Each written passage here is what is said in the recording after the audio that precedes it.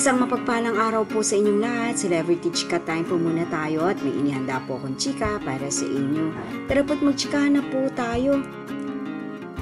Asia's multimedia star Alden Richards ipinasilip ang kanyang ika-4 na episode o final episode sa Magpakailanman.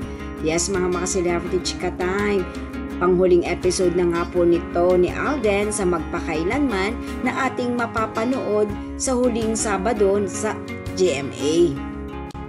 At yan ang ichichika ko po sa inyo mga Celebrity Chika Time. Bago po tayo dumako riyan ay nais ko po munang batiin mga ating bahay, team abroad at mga seniors natin dyan. Shoutout po sa inyong lahat at happy Wednesday po. Ito nga po nakaraang episode ni Alden sa MPK, ang The Lost Boy, ay umani po ng samut-saring reaksyon mula po sa mga followers at supporters ni Alden at maging pati na rin po sa mga netizens.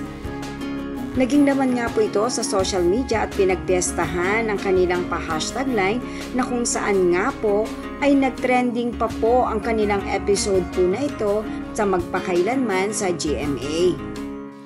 Of course, kakaibang Alden nga naman ang kanilang nakita po rito. At dumako na nga po tayo sa pinakasentro ng ating talakayan. Ipinasilip nga po ni Alden ang kanilang behind the scenes para naman po sa ika-4 o final episode sa MPK.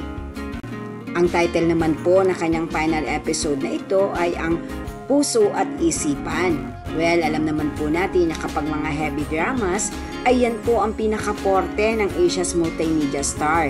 Kaya naman po, sabay-sabay po nating abangan ang kanyang final episode po na ito sa Magpakailanman.